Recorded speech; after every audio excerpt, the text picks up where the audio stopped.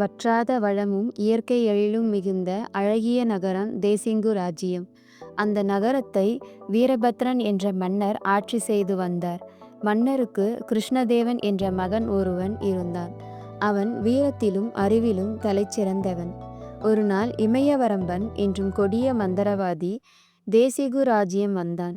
நகரத்தின் செல்வ செழிப்பை கண்டு மயங்கி அந்த ராஜ்யத்தை தன்வசப்படுத்த வேண்டும் என்று ஆசை கொண்டான். இமயவரம்பன் மற்றவர்களை தனது கண்களால் கட்டுப்படுத்தும் சக்தி கொண்டவன். அவன் மன்னர் வீரபத்ரனை தனது வசீகர சக்தியால் அடிமைப்படுத்தினான்.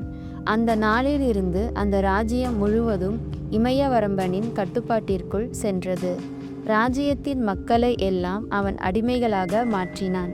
மக்கள் அனைவரும் மிகுந்த துன்பத்திற்கு உள்ளானார்கள்.